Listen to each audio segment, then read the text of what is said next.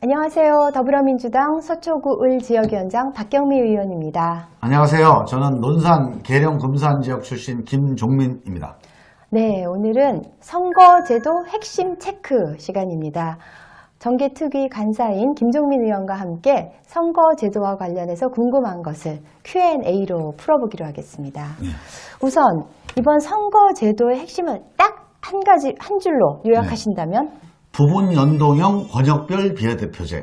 연동 방식을 도입을 하는데 이거 다 도입하기는 어렵고 부분적으로만 도입하자. 부분 연동형 권역별 비례대표제. 이렇게 명명을 할 수 있겠습니다. 네, 그러니까 부분 연동형 권역별 비례대표제 확대 그렇죠. 이런데요. 이제 여러 개념들이 들어 있으니까 이걸 분해해서 하나씩 공략을 해보도록 하죠. 우선 가장 중요한 게 비례대표제 확대죠. 연동 권역 비례 개념 중에서 제일 바탕이 되는 개념이 비례대표제 확대 개념이에요. 네. 그러니까 비례대표제를 확대하는 게 이번 선거법 개정에서 중요한 하나 이슈인데 우리가 이제 다 현재는 20대 국회에서는 지역이 253석, 그다음 비례가 47석. 그래서 그렇죠. 253대 47. 대략 5대 1 정도 되는데 정확하게는 5.4대 1이에요. 85%대 15%. 네. 그런데 이제 이번에 새로는 지역이 225대 75. 그러니까 비율이 어떻게 되는 거죠? 3대 1이 되죠. 그렇죠. 5.4대 1을 3대 1로 갖고 가는 거다. 3대 1이니까 75%대 25%.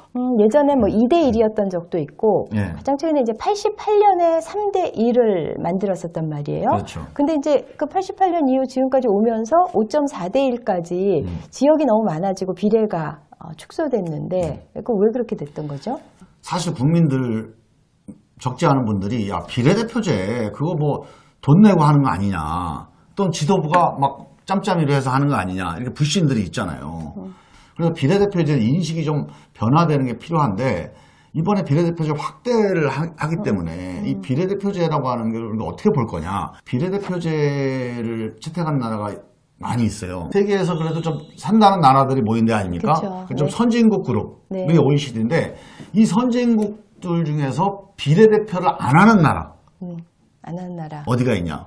미국, 영국, 프랑스, 캐나다, 호주 네네. 이 정도가 비례대표를 안 합니다. 그리고 100% 비례대표제를 하는 국가들도 나머지 많잖아요. 32개국은 다 비례대표제를 하는데 그 중에서 7개 나라는 이런 지역대표도 뽑고 비례대표를 뽑는데 25개 나라 거기는 100% 비례대표제. 그렇죠. 특히 권역별 비례대표제로 국회의원을 선출합니다. 그러니까 비례대표제가 대세다.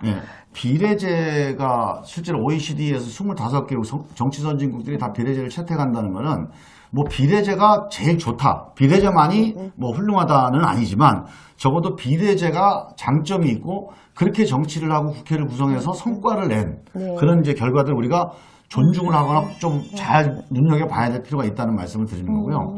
내용적으로 보면 비례제냐 다수제냐 큰 쟁점입니다. 다수제라고 하는 것은 지역구에서 투표를 해서 다수표를 획득한 사람 한 명을 대표로 선출하는 게 다수제. 비례제는 표가 나온 대로 비례적으로 의석을 배분하는 거예요. 그러니까 이거는 개인들한테는 배분할 수가 없겠죠. 그러니까 정당별로 의석을 배분할 수밖에 없는 방식이 이제 비례제인데 이 두 가지가요 다 장단점이 있습니다. 그렇죠. 그러니까 어느 하나만이 이것만이 유일하다 이렇게 얘기할 수는 없는 거고 다 장단점이 있는데 다수제의 장점은 먼저 첫 번째 직접 대표성. 주민들이 대표를 누군지를 딱 마음에 두고 그 사람을 딱 찍으면 결정이 되잖아요. 직접 유권자들이 대표를 뽑을 수 있다는 직접성. 그럼 어떻습니까? 말을 좀 잘 듣겠죠? 우리 주민들이 나를 뽑아줬으니까 나를 뽑아준 주민이 누군지를 알아야 내가. 그러니까 그 사람이 얘기하면 잘 들을 수 있어요. 근데 단지 문제는 뭐야? 그게 지역에 제한되어 있잖아요. 그래서 그 지역 구민들 말은 잘 듣는데 전체 내 지역 구민이 아닌 사람들 말은 잘 듣느냐? 이거는 이제 국회의원들의 역량과 자세에 따라 달라지는 거예요. 그 전국적으로 비슷합니다. 한 40% 국민들이 찍은 사람들은 국회의원인데 나머지 60%는 자기가 찍은 사람이 국회의원이 아닌 상태가 되니까 이게 민심 그대로가 안 된다. 그렇죠. 민심 왜곡 현상이 나타나는 거죠. 다수제의 지역구 투표의 장점과 단점이에요. 비례대표제와 관련해서 그 나경원 대표의 어떤 페이크 뉴스 한번 좀 지적을 해볼까요? 이 비례대표제를 국민이 직접 뽑지 않은 국회의원이라고 이렇게 폄훼를 했는데요. 나경원 대표는 17대 때 비례로 들어왔잖아요. 본인은 비례로 들어오고 나서 비례를 없애버리는, 이거 신종 먹튀가 아닌가. 본인은 들어오고 나서 그 문 닫아버리는 이런 놀부심보인 것 같은데. 선거제도 역사를 보면 처음에 그렇게 시작을 했다가 비례대표제가 확대되는 게 선거제도 발전의 역사이기 때문에 네. 약간 좀 거꾸로 간다 이런 느낌이 드는 거고요. 비례대표제라고 하는 거는 기본적으로 제일 중요한 게요. 아까 얘기한 대로 사표가 없어지잖아요. 그쵸. 자, 자기가 받은 정당 득표대로 다 배분이 돼서 의석이 배분이 되니까 일단 사표가 없다. 그 다음에 두 번째로 제일 중요한 거. 국회의원이 다양해집니다. 그렇죠. 비례대표제가 되면. 네, 네. 이게 제일 중요한 포인트예요. 국민들은 되게 다양한데 국회의원은 어떻습니까? 국회의원은요. 50대. 예, 지역구에서 딱 한 명만 뽑으니까 네.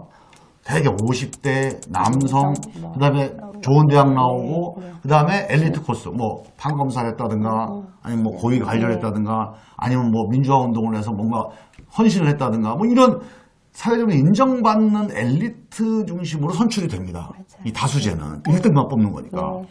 그렇게 되면 국회가요. 비슷한 사람들로 이렇게 300명이 구성이 돼요. 사회와 국민이 다양한 만큼 국회도 우리 대표기관도 다양해져야 된다.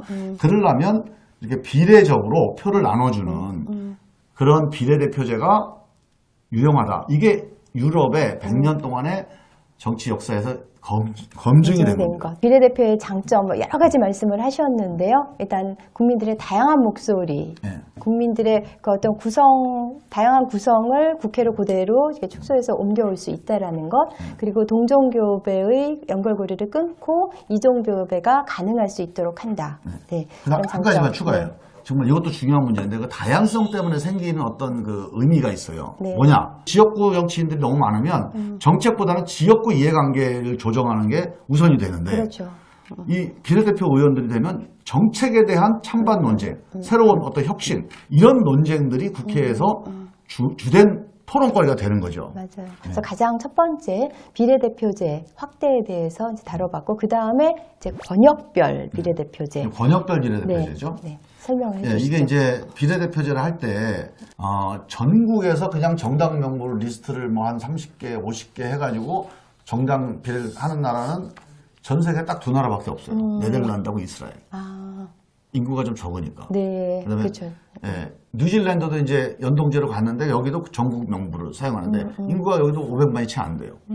대부분이 인구가 한 7, 800만, 1000만 이상 되는 나라들은 대부분이 비례대표제 하더라도 권역별 비례대표를 합니다. 우리나라는 좀 6개 권역으로 나누는 그렇죠. 우리는 거죠. 6개 권역으로 하기로 한 거죠. 네. 종합적인 발전 계획을 고민하는 국회의원이 생겨요. 서울도 마찬가지예요. 그렇죠. 서울시장만 고민하잖아요, 지금. 그렇죠. 네. 그러면 서울시를 대표하는 권역 국회의원이 생기면 서울시 전체의 발전에 대한 어떤 고민이 가능해진다. 이 권역별 비례대표제가 되면은 이제 요즘엔 지역주의가 많이 희석되기는 했지만은 고질적인 지역주의를 완화시키는 데 좀 기여를 할 수 있는 거죠. 네, 중요하신 말씀이에요. 사실은 우리 당이 20년 동안 권역별 비례대표를 주장했었던 그 뿌리는 네. 노무현 대통령 때부터거든요. 네. 노무현 대통령 때 제일 핵심 화두가 뭐였습니까? 이 지역주의 정치. 그쵸. 이거를 타파하자. 그러면 우리가 연정이라도 하겠다. 그게 노무현 대통령의 정치 인생을 건 일생일대의 숙제였거든요. 지금 한국당 보세요. TK, 영남 여기만 자꾸 파잖아요. 그렇죠. 그러니까 국민들이 짜증내고 국민들이 눈살을 찌푸려도 그냥 오불가느냐. 그러니까 이거는 안 좋다. 그럼 권역별 비례대표제가 되면은 영남지방에서도 더불어민주당의 비례대표가, 가능하죠. 그다음에 호남지방에서도 자유한국당의 비례대표가 나올 수 있는 거. 자, 그리고 권역별 비례대표제의 장점은 일단 이렇게 소선거구제에 매몰되지 않고, 고선거구에 매몰되지 않고 좀 더 크게 보면서 지역 발전을 이끌어갈 수 있다라는 거와 고질적인 지역주의를 좀 타파할 수 있다라는 거. 그러면 이제 두 번째까지 권역별까지 받고 세 번째 이제 연동형. 네. 그런데 이게 이제 준 연동형이에요. 연동 비율을 100% 하면 좋겠는데 속 시원하게. 네. 근데 지금 이제 50%로 연동 비율을 낮춘 두번 이유는 연동형이지. 아무래도 100%를 했을 경우 비례대표가 75석이 넘어서서, 그러니까 300석을 전체가 300석이 넘어서는 그런 상황이 발생할 수 있기 때문에 그걸 방지하기 위해서 이번엔 이제 좀 온건하게 연동 비율을 50%로 한 거죠. 아, 근데 박경문 의원님 정개특위 위원도 아니신데 네. 정확하게 하시네. 아, 이제 옆에서 들은 풍월로. 근데 김종민 의원하고 저하고 이제 같은 시기에 이제 대학을 다녔거든요. 그래서 저희 83학번 모임도 같이 하고 그러는데요. 그래도 김종민 의원 옆에서 좀 들은 풍월로. 원래 의석수는 어떻게 결정하냐면 정당 득표율대로 이제 비례 의석을 결정하잖아요. 자, 비례 의석이 만약에 100석이다. 그럼 100석에서 정당 득표율이 30석이다. 그럼 30%다. 그럼 30석을 주는 게 원래 비례대표제예요. 정당의 득표율. 우리 이제 생기면 이 정당 득표율대로 이 비례대표 의석을 곱하는 게 아니고 전체 의석, 즉 300석을 곱합니다. 그럼 30%다. 득표율이? 그러면 300석 곱하기 하면 90석이 되잖아요. 네. 10%다. 그러면 30석. 네. 만약에 비례대표가 100석이다. 그러면 원래 30%면 30석이 되는데 90석이 되는 거고. 이 전체 의석 곱하기 하게 되면 어떤 효과가 있냐. 이 정당 득표율은 높은데 지역구 의석이 적은 나라들이, 아니, 정당이 있어요. 네. 그런 정당들의 정당 득표대로 뒷받침해주는 그런 기능을 하는 거예요. 그러니까 소수의 목소리를, 즉 지역구에서 1, 2등 하는 이런 다수당, 거대 정당들 말고 소수 정당들을 배려해주는 그런 취지가 연동형 비례대표의 취지입니다. 들어있다. 네. 근데 이제 이 부분 연동형 비례대표제 관련해서 이게 뭐 아몰랑 선거법이다, 뭐 그 계산하는 과정이 너무 복잡하다, 뭐 이런 류의 비판을 자유한국당에서 하는데 이게 아몰랑 선거법이 아니라 아쉬워 선거법이라고 아쉽다 그렇게 한번 제가 주장을 하면서 우리가 예제를 가지고 풀어보도록 하겠습니다.